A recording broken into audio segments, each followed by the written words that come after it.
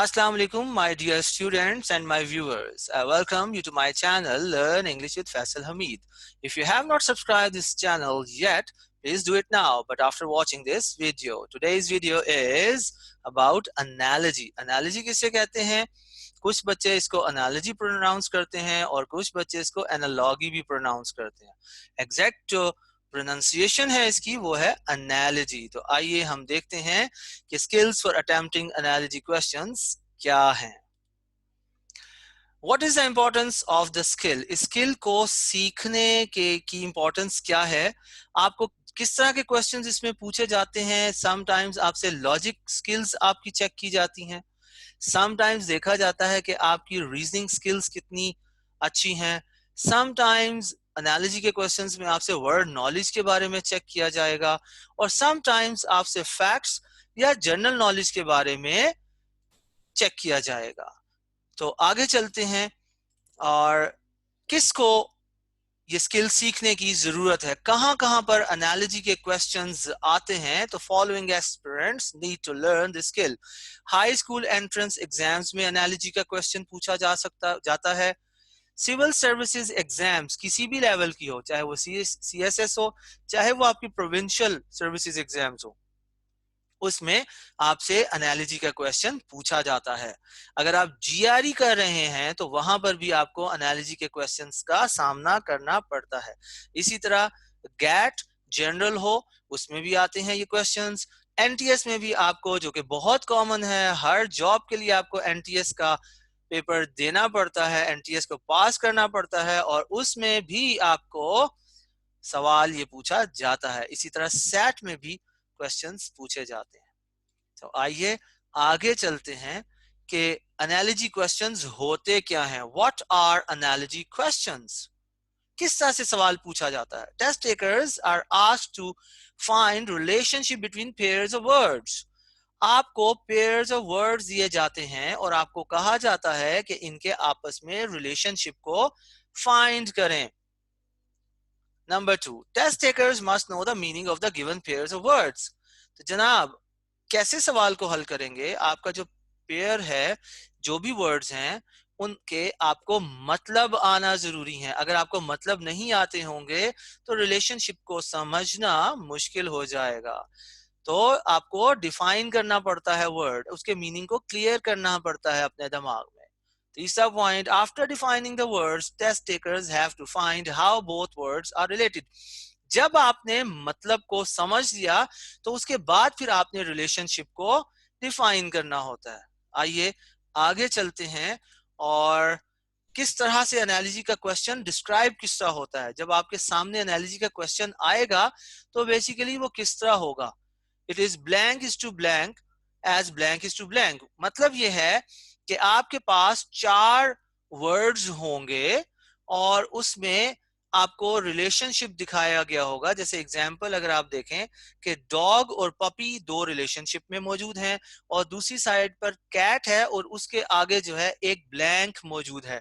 तो आपने इस ब्लैंक को बेसिकली फाइंड करना होगा. तो अब इसमें अगर देखें कि डॉग जो है और पपी में रिलेशनशिप क्या है, कि पपी जो है वो डॉग का बच्चा होता है, उसको हम पपी कहते हैं, और कैट के बच्चे को क्या कहेंगे? किटन कहते हैं. तो इसलिए हमें यहाँ पे किटन इस ब्लैंक को फिल करने के लिए चाहिए होगा. तो इस तरह हम रिलेशनशिप्स देखते हैं कि डिफरेंट रिलेशनशिप्स क्या क्या हो सकते हैं. तो आगे चलते हैं. तो हमने सबसे पहले ये देखना है कि हम रिलेशनशिप को फाइंड कैसे करेंगे. पहला स्टेप ये लेंगे आप कि define both words given in the question. दोनों वर्ड्स को जो भी आपको क्वेश्चन में दिए हुए हैं उनके मतलब को पहले आप समझ लें. जब आपको मतलब समझ आ जाएगा तो फिर find out how both are related. फिर देखें कि दोनों का रिलेशनशिप क्या है, जो सवाल के अंदर दो रिलेशनशिप को देखें. फिर तीसरे नंबर पे आप क्या करेंगे? When you find relationship apply the same on the given pairs of words. फिर आपको क्या होगा? आपको 4 वर्ड्स दिए हुए होंगे, 4 कॉम्बिनेशंस दिए हुए होंगे. उन चारों के कॉम्बिनेशंस में भी उनके मतलब आपको आने चाहिए. अगर मतलब आते होंगे तो आप आसानी के साथ क्या कर सकेंगे? रिलेशनशिप को फाइंड कर सकेंगे और सेम रिलेशनशिप आपने ढूंढना है चौथे पॉइंट में क्या है कि find which pair follows the same relationship. तो आपने ये देखना है कि कौन सा रिलेशनशिप वही रिलेशनशिप बना रहा है जो आपका मेन क्वेश्चन के अंदर दिया हुआ था। अगली स्लाइड पर चलते हैं और अगली स्लाइड पर हमें उसने बताया गया है कि आपके पास कौन कौन सी कैटेगरीज हो सकती हैं रिलेशनशिप में। नंबर 1 पे पार्ट टू होल।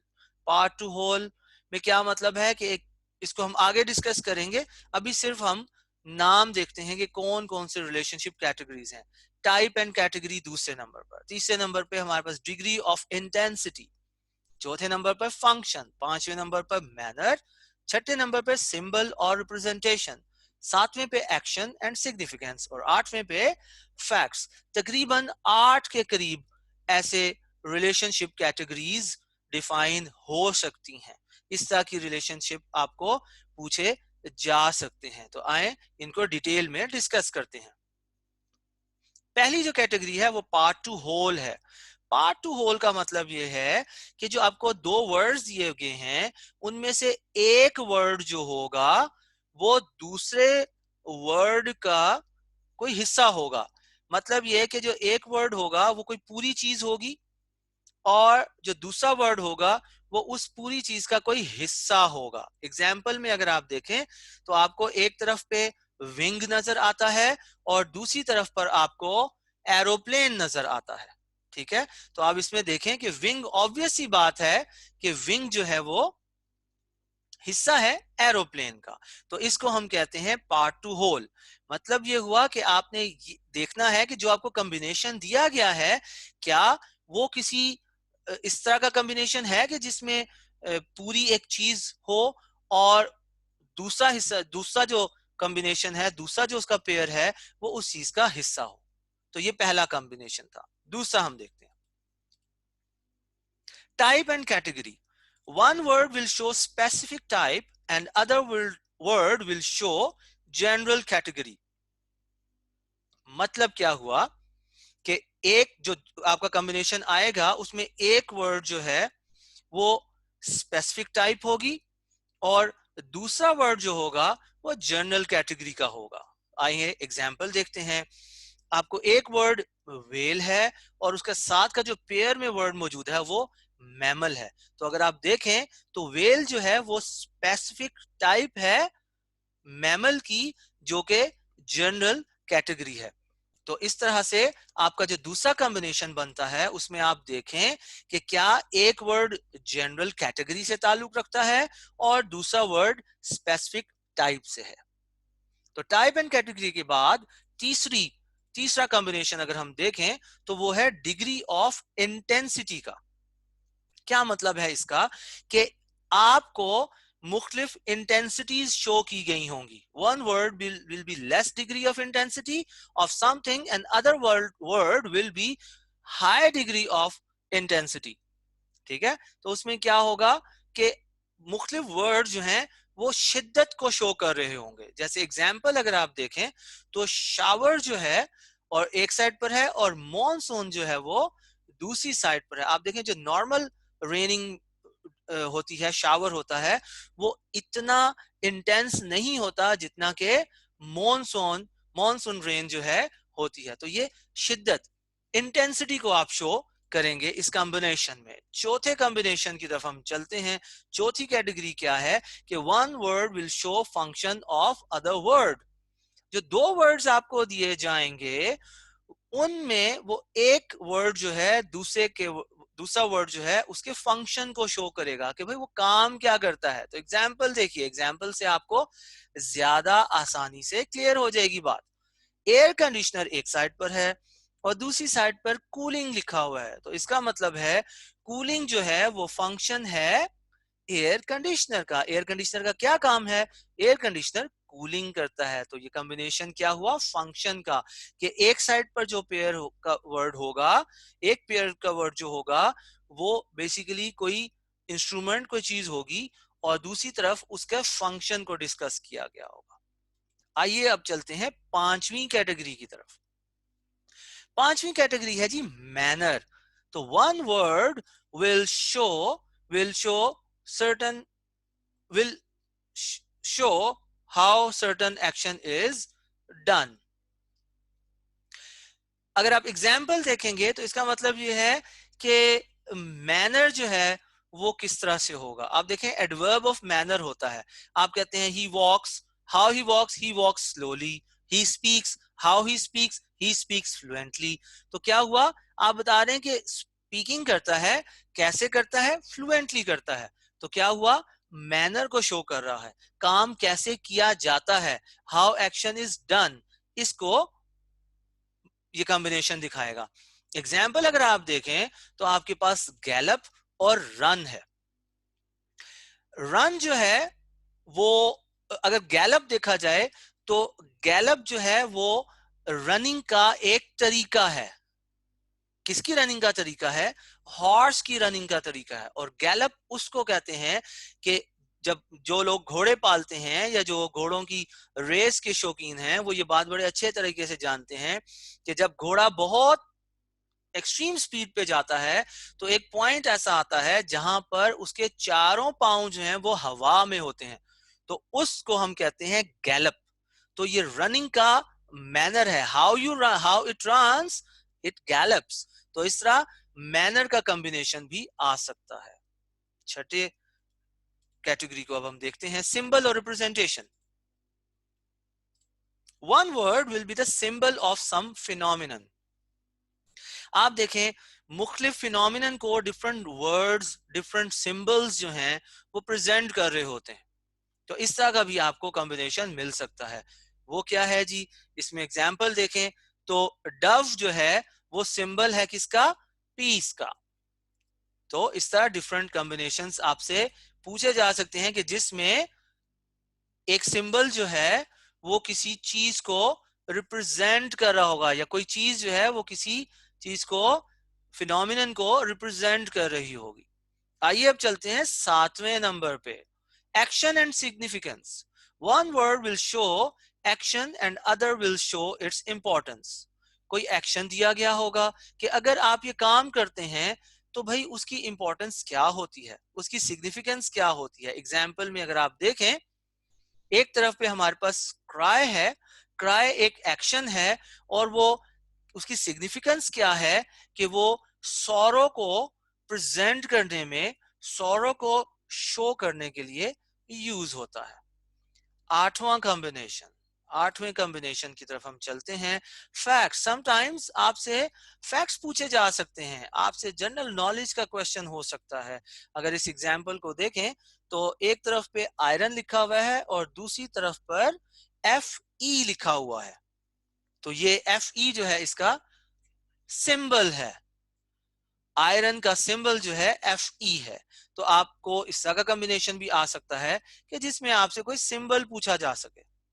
और नौवां जो हमने वहां पे तो डिस्कस नहीं किया था, तो अरेंजमेंट ऑफ वर्ड्स भी ऐसा हो सकता है कॉम्बिनेशन. अरेंजमेंट ऑफ वर्ड्स क्या है जी, there will be no relation of words but it will show relationship between arrangement of letters. कि जो आपको दोनों वर्ड्स दिए गए होंगे उनमें कोई स्पेसिफिक अरेंजमेंट आपको मिलेगी लेटर्स की. एग्जाम्पल देखें, आपके पास मेंड और अमेंड है, यानी कि दोनों वर्ड्स के अंदर हमें मेंड का वर्ड मिल रहा है. तो इसी तरह का कॉम्बिनेशन आपको बाकी भी मिल सकता है. तो ये हमने देखी डिफरेंट कैटेगरीज, ऑलमोस्ट 9 कैटेगरीज हमने देखी. अगर आप इनको जहन नशीन कर लेंगे तो आपको एनालॉजी 50% आप जो है अटेम्प्ट कर सकते हैं. लेकिन याद रखिए वोकैबुलरी जब तक आप अच्छी नहीं करेंगे, जब तक आप अपनी वोकैबुलरी को इम्प्रूव नहीं करेंगे, तो तब तक एनालॉजी का क्वेश्चन इतनी आसानी से हल नहीं होता. आइए अब एग्जाम्पल देखते हैं. बहुत आसान सी एग्जाम्पल मौजूद है और आपको एक क्वेश्चन दिया गया है. इसी तरह आपको क्वेश्चन जो है पेपर में आएगा, आता है. आप देखें कॉम्बिनेशन में एक साइड पर हमें वार्म और हॉट दिया हुआ है और दूसरी साइड पर हमें एक ब्लैंक और उसके आगे हिलेरियस दिया हुआ है.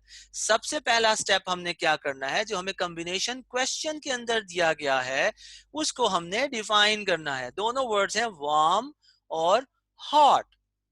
तो नॉर्मली याद रखिएगा कि इस तरह का आपको कॉम्बिनेशन दिया जाता है जो आपको कंफ्यूज करे. पहली नजर में कोई भी स्टूडेंट देखेगा तो वो क्या करेगा, वो कहेगा ये सिनोनिम्स हैं, एक वर्ड दूसरे वर्ड का सिनोनिम है। तो गलती हो सकती है, लेकिन अगर गौर कीजिए तो आप ये देखें कि इसमें वार्म जो है उसकी लेस इंटेंसिटी है और हॉट जो है वो ज्यादा इंटेंस होता है। दूसरी तरफ हमने अगर हिलेरियस का, ये वार्म और हॉट टेम्परेचर से रिलेटेड है, हिलेरियस जो है वो बेसिकली अम्यूजमेंट से रिलेटेड है। हिलेरियस कहते हैं बहुत ज्यादा अम्यूजिंग, राइट। अब हम चारों वर्ड्स को देखते हैं। ह्यूमिड है, ह्यूमिड जो है वो आपका बेसिकली आपकी अवेपोरेशन से उसका ताल्लुक होता है। तो इसका मतलब है कि ये वर्ड हमें यहाँ पे सूट करता हुआ नजर नहीं आता। दूसरा वर्ड है रॉकस। रॉकस कहते हैं कोई हार्श साउंड को, राइट। तो इसका मतलब है हिलेरियस और हार्शनेस का कोई ताल्लुक बन नहीं रहा। तीसरा अगर हम देखें समर, तो समर सीजन है, तो समर और हिलेरियस का भी कोई ताल्लुक हमें बनता नजर नहीं आता। चौथी जो एग्जाम्पल, अगर हम चौथा जो पॉइंट हमें दिया गया है उसमें अगर हम देखें तो उसमें हमें जो वर्ड मिल रहा है वो है अम्यूजिंग। तो अगर अम्यूजिंग को देखा जाए तो अम्यूजिंग और हिलेरियस जो हैं वो आपस में कॉम्बिनेशन बना रहे हैं। कैसे? जैसे वार्म और हॉट होता है, शिद्दत का फर्क है, इंटेंसिटी का फर्क है, इसी तरह अम्यूजिंग और हिलेरियस में भी क्या फर्क है? इंटेंसिटी का फर्क है। तो इसलिए यहां पर जो जवाब आएगा वो अम्यूजिंग और अम्यूजिंग प्रॉपर आंसर होगा, क्योंकि ये इंटेंसिटी को शो कर रहा है। इसके अलावा भी अगर आपको कैटेगरीज में मैं मजीद दो आपको ऐड कर सकता हूं कि जिसमें आपके पास सिनोनिम और एंटोनिम भी पूछा जा सकता है। समटाइम्स ऐसा होता है कि जो आपको कॉम्बिनेशन दिया होता है वो दोनों वर्ड्स एक दूसरे के सिनोनिम भी हो सकते हैं, और इसी तरह जो है जो कॉम्बिनेशन दिया गया होता है वो एक वर्ड दूसरे वर्ड का एंटोनिम भी हो सकता है। तो उम्मीद है कि आपको समझ आई होगी। अपना बहुत सा ख्याल रखिए। अल्लाह हाफिज।